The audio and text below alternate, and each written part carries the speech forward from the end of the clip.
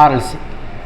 Resistor, inductor, கெப்பாசிட்டரில் உருவாகக்கூடிய அந்த resultant potential difference கண்டுபிடிக்கிறதுக்கு ஒரு 5 மார்க் அடிக்கடி வந்துகிட்டே இருக்கும். அதை எப்படி ஷார்ட்டாக பார்க்கலாம்னு பார்க்கலாம். இப்போ இந்த மாதிரி ரெசிஸ்டார் ஒன்று இருக்குது, இண்டக்டர் ஒன்று இருக்குது, கெப்பாசிட்டர் ஒன்று இருக்குது, alternating battery V=V0 sin omega t. இது நம்ம கொடுக்குறோம். கொடுத்தா நமக்கு என்ன ஆகும்? இங்கேயும் பொட்டன்ஷியல் ட்ராப் ஆகும், இங்கேயும் பொட்டன்ஷியல் ட்ராப் ஆகும், இங்கேயும் பொட்டன்ஷியல் ட்ராப் ஆகும். இப்போ நம்ம கிராஃபை வச்சு தான் அந்த கொஸ்டின் சொல்ல முடியும். அந்த கிராஃபை எப்படி ஈஸியாக போடுறேன்னு பாருங்கள். இப்போ அதுக்கு முன்னாடி ஒரு விஷயம் தெரியணும். என்னென்னா ரெசிஸ்டார் சர்க்யூட்டில் வியும் ஐயும் சேம் டைரெக்ஷனில் இருக்கும். Phase difference 0 degree. அப்போ வியும் ஐயும் அதுக்கு மேலே தான் இருக்கும். ரெண்டாவது இண்டக்டரில் என்ன ஆகும் அப்படின்னா கரண்ட் லேக் ஆகும், வோல்டேஜ் வந்து லீட் ஆகும். அப்போ கரண்ட் லேக் அப்படின்னா கரண்ட் ஐ கீழே வரும், வோல்டேஜ் அதே நேரத்தில் நான் அப்படியே வச்சுக்கிறேன், வியை காமனாக வச்சுக்கிறேன். ஓகேங்களா? அப்போ கரண்ட் கீழே வரும், அதை மட்டும் வச்சுக்கிறேன், கரண்ட் கீழே வரும். அடுத்து கெப்பாசிட்டரில் கரண்ட் லீட் ஆகும், அப்போ கரண்ட் மேலே வரும். ஓகேங்களா? சரிங்க சார், இதை வச்சு எப்படி சார் டயக்ராம் போடுறது அப்படின்னா, இப்போ நான் ஒரு டயக்ராம் போடுறேன். இந்த மாதிரி இருக்குது எக்ஸு ஒய். இப்போது ரெசிஸ்டார் சர்க்யூட்டில் ஐயும் வியும் எப்படி இருக்கும்? ஒரே மாதிரி இருக்கும். நம்ம புக்கில் எதை காமனாக எடுத்துப்பாங்கன்னா ஐயை தான் காமனாக எடுத்துக்குவாங்க. அப்போ நான் ஐயை காமனாக எடுத்துக்கிறேன், ஐ காமன். இப்போது ரெசிஸ்டார் சர்க்யூட்டில் ஐயும் வியும் சேமாக இருக்கும், ஒரே டைரெக்ஷனில் இருக்கும். அப்போ ஐயும் வியும் ஒரே டைரெக்ஷனில் இருக்குது. இது வி, அதாவது வி அக்ராஸ் ஆர். அடுத்து இண்டக்டரில் ஐ கீழே வரும், வி மேலே வரும். இங்கே ஐ வந்து மாறலை அப்படின்னு அர்த்தம். அப்போ ஐயை மாற்றக்கூடாது. அப்போது வோல்டேஜ் எப்படி இருக்குது? லீட் ஆகுது, கரண்ட்டு லேக் ஆகுது. அப்போ வோல்டேஜ் லீட் ஆகுது. அப்போ வோல்டேஜ் லீட் ஆகுது அப்படின்னா நமக்கு என்ன பண்ணோம் அப்படின்னா, வோல்டேஜ் லீட் ஆகுது இண்டக்டரில் விஎல் அப்படின்னு ஞாபகம் வச்சுக்கோங்க, லீடு அப்படின்னா முன்னாடி. அடுத்து கெப்பாசிட்டரில் என்ன ஆகுது அப்படின்னா கரண்ட்டு லீட் ஆகுது, வோல்டேஜ் லேக் ஆகுது. அப்போ லேக் ஆனால் கீழே வருது விசி. இப்போ இதை நான் ஒரே டைரெக்ஷன் மாத்திரம் வச்சுக்கோங்க. இது ப்ளஸ் விசியாக இருக்குது. ஒரே டைரெக்ஷனுக்கு மாத்திரம்னா நமக்கு என்ன மாறிடும்? மைனஸ் விசியாக மாறிடும். அப்போ ஆல்ரெடி இங்கே விஎல் இருக்குது. அப்போ நம்ம இந்த டேர்ம் எப்படி எழுதலாம்? விஎல் மைனஸ் விசின்னு எழுதலாம். ஓகேங்களா? அப்போ இது இந்த பக்கம் வந்துச்சுன்னா இதை ரெண்டே ஆட் பண்ணோம்னா விஎல் ப்ளஸ் விசி என்ன ஆயிடுச்சு? விஎல் மைனஸ் விசின்னு ஆயிடுச்சு. அப்போ இந்த டேர்ம் நமக்கு என்ன ஆயிடுச்சு? விஎல் மைனஸ் விசின்னு ஆயிடுச்சு. இப்போ நமக்கு இது பார்க்கும்போது என்ன இருக்குன்னா ஒரு பேரலாகிராம் நமக்கு வந்து ஃபார்ம் ஆகுது. பேரலாகிராம் ஃபார்ம் ஆகுதா? இப்போ பேரலாகத்தோடைய ரிசல்டன்ட் தான் நமக்கு என்னவாக இருக்கும் அப்படின்னா ரிசல்டன்ட் பி. ஓகேங்களா? இப்போ ரிசல்டன்ட் வி இப்படி தான் நம்ம கண்டுபிடிக்கிறது. இப்போ ரிசல்டன்ட் விக்கும் ரிசல்டன்ட் ஐக்கும் உள்ள ஆங்கிள் தான் ஃபேஸ் டிஃப்ரென்ஸ் பை. இப்போ இதுலேருந்து நம்ம ஈஸியாக கண்டுபிடிக்கலாம். இதுலேருந்து எப்படி கண்டுபிடிக்கலாம் அப்படின்னா பித்தாகரஸ் தேற்றமே யூஸ் பண்ணுவோம். பித்தாகரஸ் தியரம் இதானே ட்ரையாங்கிள் பாருங்கள், இதானே resultant V square is equal to, அதாவது கர்ணம் square hypotenuse square is equal to opposite square plus adjacent square. நான் இதை எடுத்துக்கிறேன், V R square plus adjacent square. அட்ஜசன்ட்ங்கிறது எது? இதானே இந்த ட்ரையாங்கிளுக்கு தானே அட்ஜசன்ட். இதுக்கு ஈக்குவல் தானே இது VL minus VC the whole square. அப்போ ரெசிஸ்டாரோட ரெசிஸ்டன்ஸ் அப்படின்னு பார்த்தீங்கன்னு வச்சுங்களேன் ஆர். இண்டக்டாரோடைய ரெசிஸ்டன்ஸ் அப்படின்னு பார்த்தோம்னா எக்ஸ்எல்.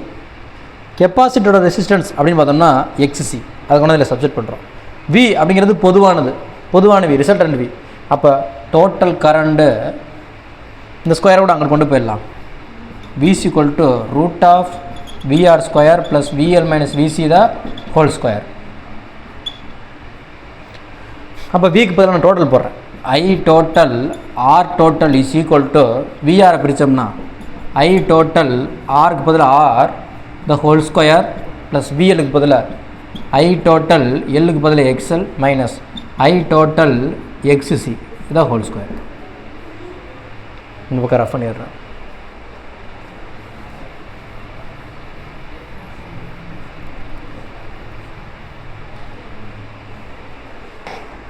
இப்போ எல்லா டைம்லையும் பாருங்களேன் ஐ ஸ்கொயர் காமனாக இருக்குது.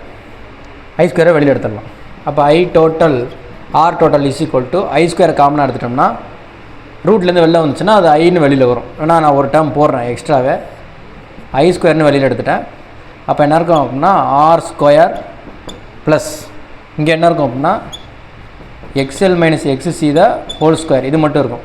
ஐ ஸ்கொயர் வெளில எடுத்தோம்னா I total is equal to R total I into root of R square plus X L minus X C the whole square, இப்படி இருக்கும். அப்போ ஐயும் ஐ டோட்டலும் கேன்சல் ஆகிரும். ஏன்னா மூணுமே நம்ம சீரீஸில் தான் கனெக்ட் பண்ணிடுவோம். அப்போ ஐயும் ஐ டோட்டலும் கேன்சல் ஆகுது. அப்போ ரிமைனிங் என்ன இருக்குது, R total is equal to root of R square plus X L minus X C the whole square. R டோட்டல்ங்கிறது டோட்டல் ரெசிஸ்டன்ஸ். அப்போ ஆர்எல்சியில் டோட்டல் ரெசிஸ்டன்ஸுங்கிறது எதை குறிக்கும் அப்படின்னா இம்படன்ஸ் குறிக்கும். அப்போ R total is equal to impedance. இம்படன்ஸ்னால் மொத்த ரெசிஸ்டன்ஸ்னு அர்த்தம். அதை என்னென்னு சொல்லுவாங்க, இஜெட் அப்படின்னு சொல்லுவாங்க. அப்போ இதுலேருந்து நம்ம ஃபேஸ் ஆங்கிளும் கண்டுபிடிக்கலாம். எந்த ட்ரையாங்கிள் இருந்து இது நம்ம கண்டுபிடிச்சோமா, அவ்வளோதான், டோட்டல் ரெசிஸ்டன்ஸ் கண்டுபிடிச்சாச்சு. ஃபேஸ் டிஃப்ரென்ஸ் இல்லைனா ஃபேஸ் ஆங்கிள். இந்த ட்ரையாங்கிள் எடுத்துக்கிறோம். எந்த ட்ரையாங்கிளை, இந்த ட்ரையாங்கிள் பை இந்த இருக்குது, இது விஎல் மைனஸ் விசி, இது வந்து விஆர். அப்போ tan phi is equal to opposite. Opposite யார், V L minus V C by adjacent VR.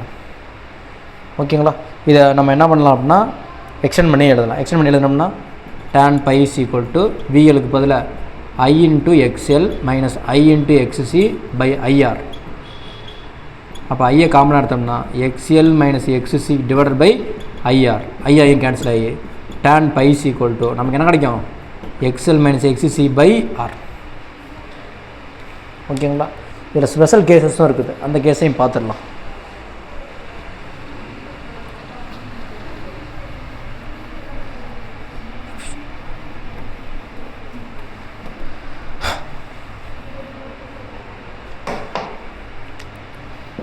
Special cases. இப்போது ஃபஸ்ட் கேஸில் பாருங்கள், எக்ஸ்எல் வந்து எக்ஸ்சியை விட அதிகமாக இருந்ததுன்னு வச்சுக்கோங்க. அதாவது எக்ஸ்எல் வந்து எக்ஸ்சியை விட அதிகமாக இருந்ததுன்னா சர்க்யூட் என்னவா ஆக்ட் பண்ணும் அப்படின்னா இண்டக்டிவ் சர்க்யூட்டாக ஆக்ட் பண்ணும். ஃபேஸ் டிஃபரன்ஸ் எவ்வளோ அப்படின்னா அது ஃபேஸ் ஆங்கிள்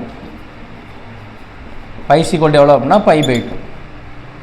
ஓகேங்களா, ரெண்டாவது எக்ஸ்எல்லை விட எக்ஸ்சி அதிகமாக இருக்குன்னா சர்க்யூட்டு கெப்பாசிட்டிவாக ஆக்ட் பண்ணும்.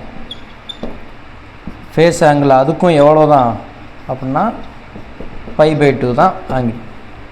மூணாவது எக்ஸ்எல்லும் எக்ஸ்சியும் ஈக்குவலாக இருந்ததுன்னு வச்சுக்கோங்க, நமக்கு என்ன ஆகும், எக்ஸ்எல் எக்ஸ்சியும் ஈக்குவலாக இருந்துச்சுன்னா இது 0 ஆயிரும்.